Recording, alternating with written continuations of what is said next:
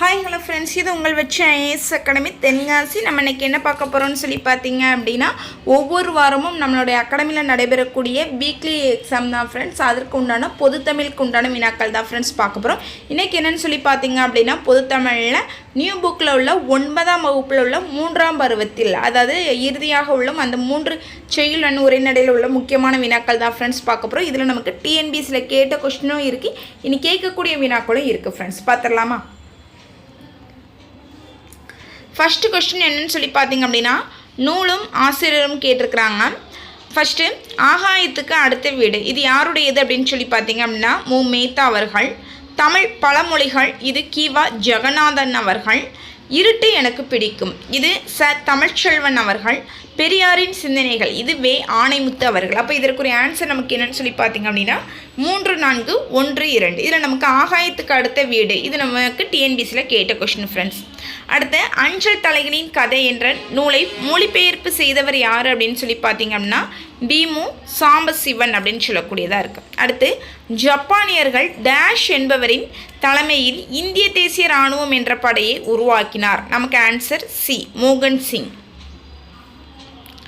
அடுத்து, விருத்தப்பாக்களால் இயற்றப்பட்ட முதல் காப்பியம் அப்படின்னா நமக்கு எந்த நூல் அப்படின்னு சொல்லி பார்த்தீங்க அப்படின்னா சீவக சிந்தாமணி. அடுத்து, நூலும் ஆசிரியர் ஃப்ரெண்ட்ஸ். அஞ்சல் தலைகளின் கதை இது யார் அப்படின்னு சொல்லி பார்த்தீங்க அப்படின்னா எஸ்.பி. சட்டர்ஜி. தங்கைக்கு இது யார் அப்படின்னு சொல்லி பார்த்தீங்க அப்படின்னா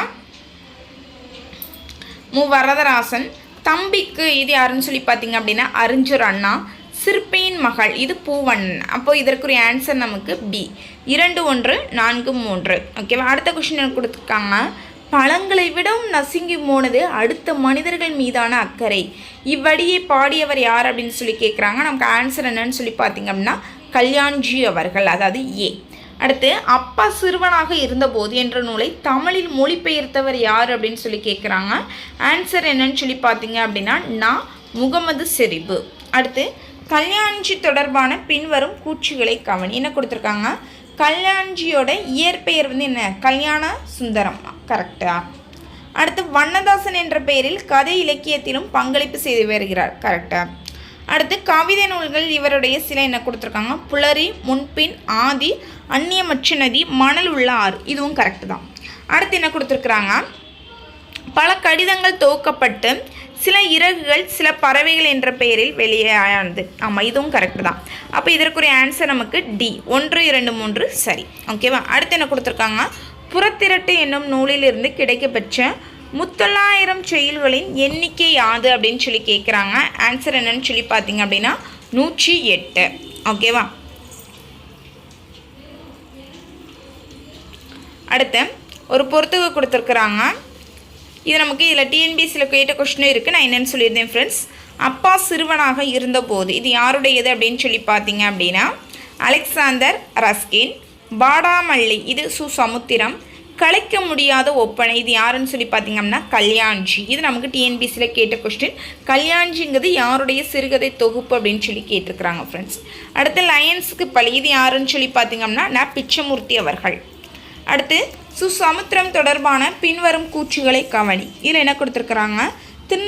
திருநெல்வேலி மாவட்டம் திப்பனம்பட்டியை சேர்ந்தவர். கரெக்டு தான். குற்றம்பார்க்கில் என்ற சிறுகதை தொகுதி தமிழக அரசின் பரிசை பெற்றுள்ளன. ஆமாம், இதுவும் கரெக்டு தான். இவரின் புகழ்பெற்ற சிறுகதை தொகுப்பு பாலைப்புறா, மண் சுமை, தலைப்பாகை, காகித ஒரு. ஆமாம், இதுவும் கரெக்டு தான்.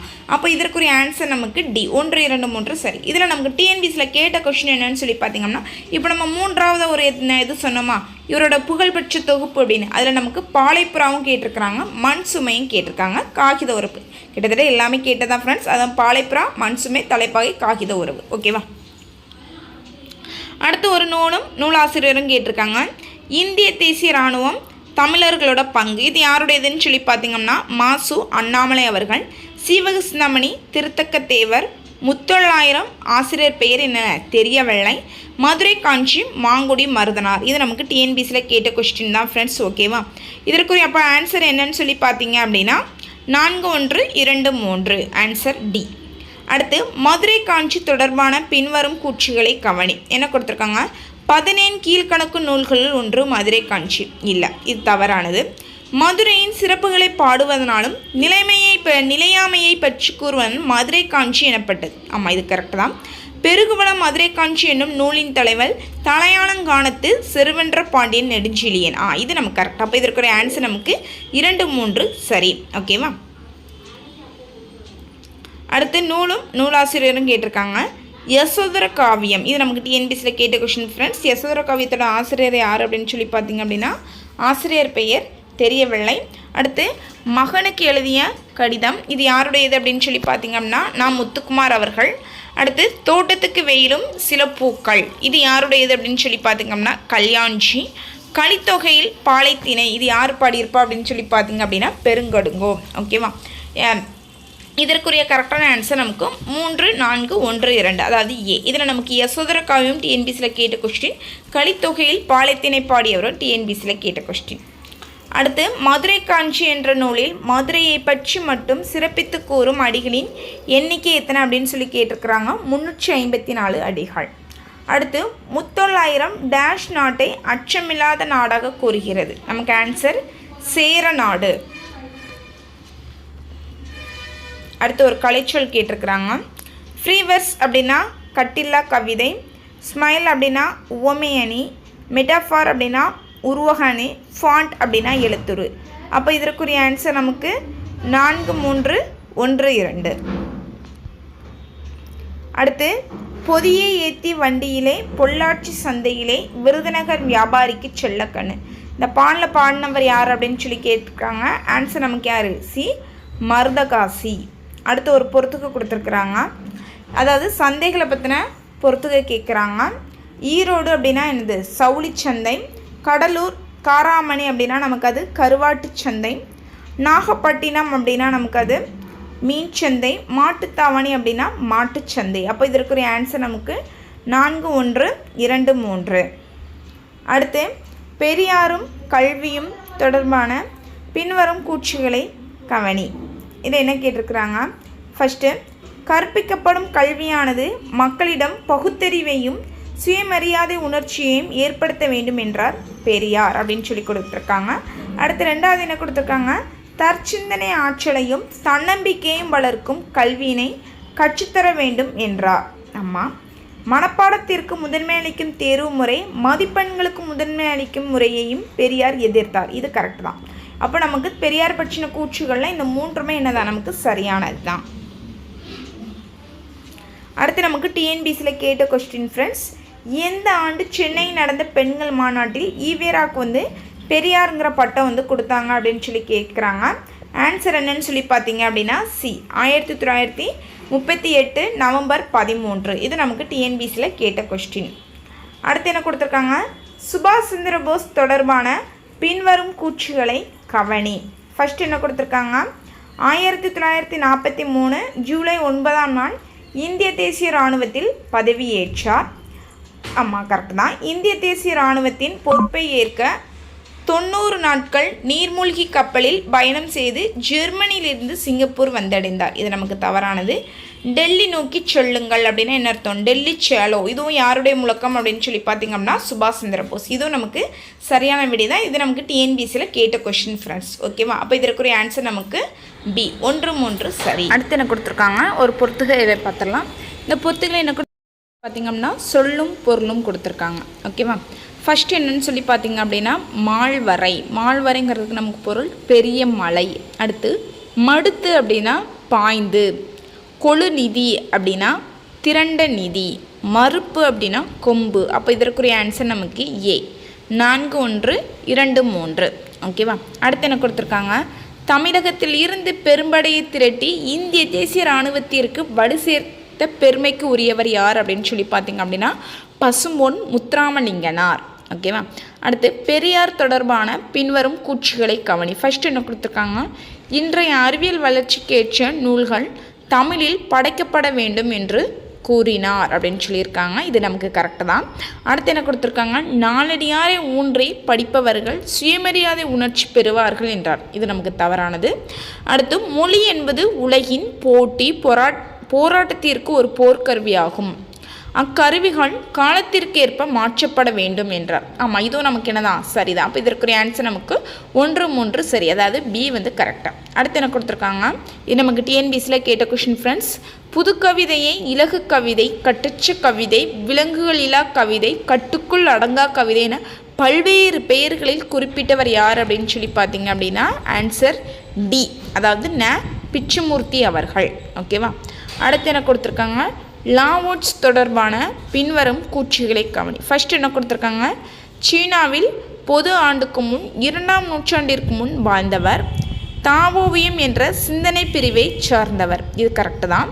2, லாவோட்ஸ் இன்றைய வாழ்வை மகிழ்ச்சியாக வாழ வேண்டும் என்னும் சிந்தனையை முன்வைத்தார். இதுவும் கரெக்டு தான். தாவோ தே ஜிங் என்ற லாவோட்ஸ் எழுதிய கவிதையை மொழிபெயர்த்தவர் சி மணி. இதுவும் நமக்கு கரெக்டு தான். அப்போ இதற்குரிய ஆன்சர் நமக்கு டி, 1, 2, 3 சரி. ஓகேவா. அடுத்து என்ன கொடுத்துருக்காங்க, இந்திய தேசிய இராணுவத்தின் இதயமும் ஆத்மாவும் தமிழர்கள் தான் அப்படின்னு சொன்னது யாருன்னு சொல்லி பார்த்தீங்க அப்படின்னா ஆன்சர் ஏ, தில்லான் அவர்கள் தான் சொல்லியிருப்பாங்க.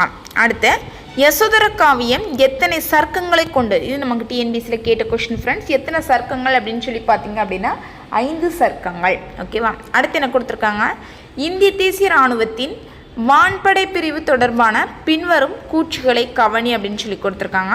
ஃபர்ஸ்ட் என்னன்னு சொல்லி பார்த்தீங்க அப்படின்னா, இந்திய தேசிய இராணுவத்திலிருந்து 45 வீரர்கள் நேதாஜியால் வான்படை தாக்குதலுக்காக தேர்வு செய்யப்பட்டனர். இது கரெக்டு தான்.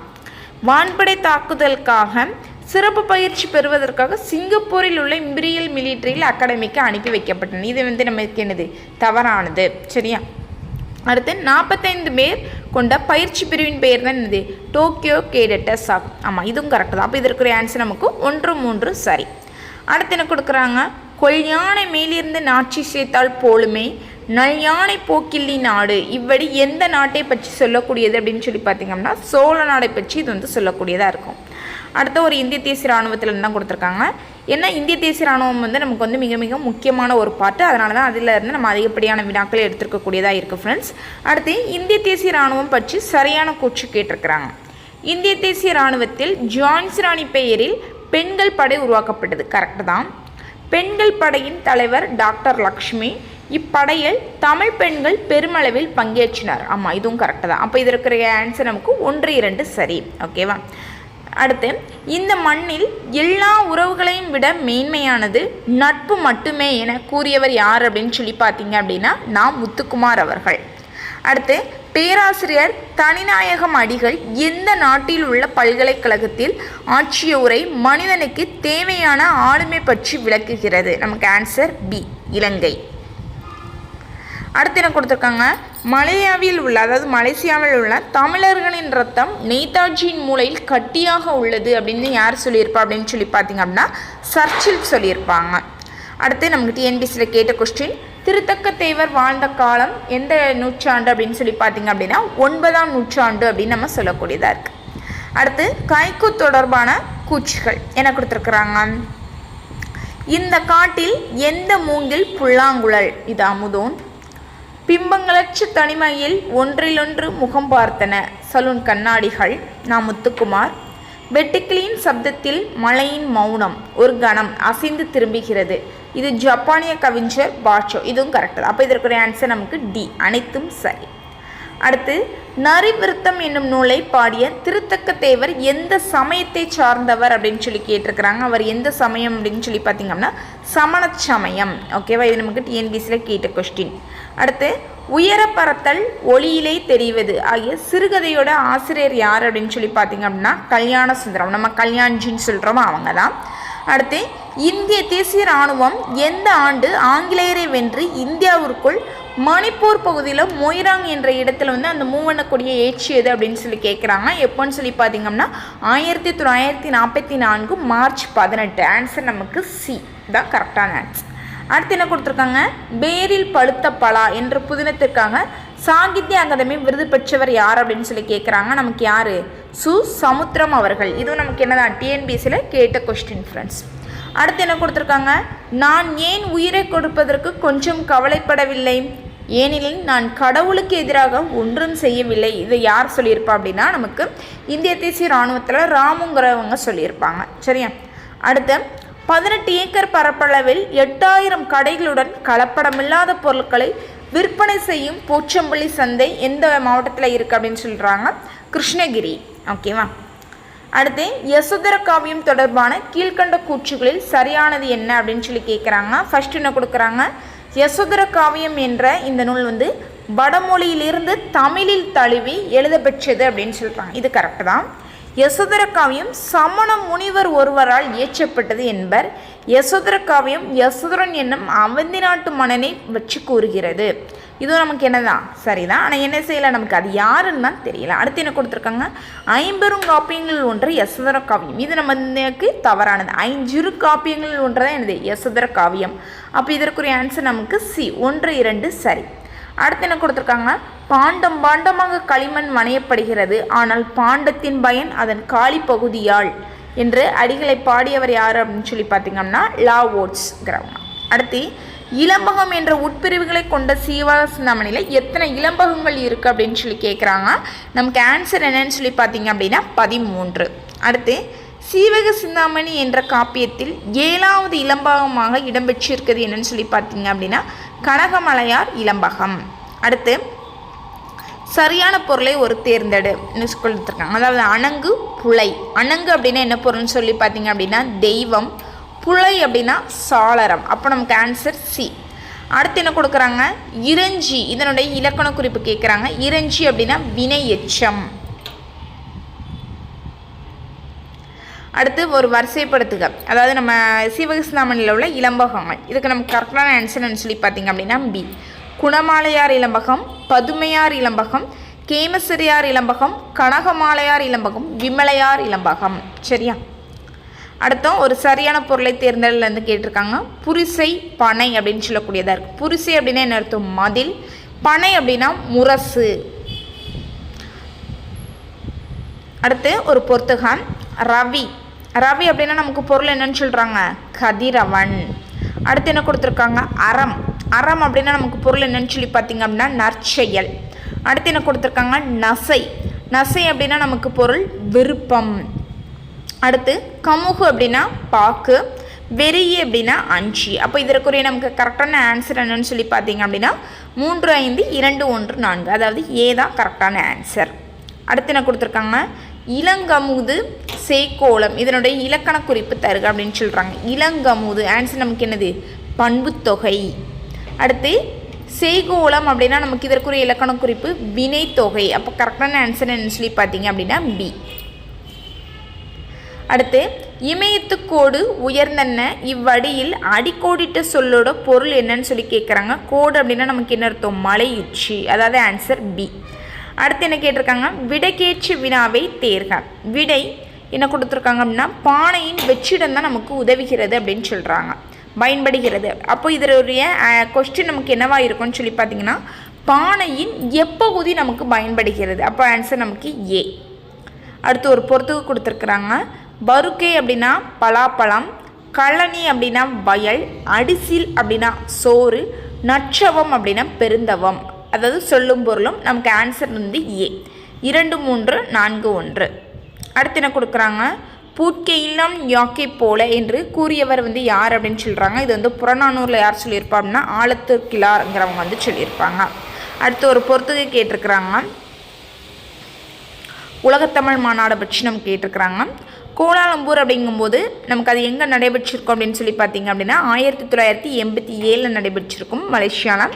மதுரையில் எப்போ நடைபெற்றிருக்கோம் அப்படின்னு சொல்லி பார்த்தீங்க அப்படின்னா 1981. அடுத்து பாரிஸில் எப்போ நமக்கு நடைபெற்றிருக்கோன்னா 1970. யாழ்ப்பாணம் இலங்கையில் எப்போ நடைபெற்றிருக்கோன்னு சொல்லி பார்த்தீங்கன்னா 1974. மொரிசியஸ் அப்படின்னு சொல்லி பார்க்கும்போது 1989. அப்போ இதற்குரிய கரெக்டான ஆன்சர் என்னன்னு சொல்லி பார்த்தீங்க அப்படின்னா 4, 3, 2, 5, 1. ஓகேவா? அடுத்து என்ன கொடுத்துருக்காங்க? இலக்கண குறிப்போட அடிப்படையில் நம்ம என்ன செய்யணும்? பொறுத்துக அப்படின்னு சொல்லக்கூடியதாக இருக்குது. கலை ஏன் அப்படின்னா அதற்குரியது என்னது? சொல்லிசை அளபடை. அனைவரும் அப்படின்னா முற்றுமை. மென்சினை அப்படின்னா அது நமக்கு பண்புத்தொகை. சரிந்து அப்படின்னா வினையெச்சம்.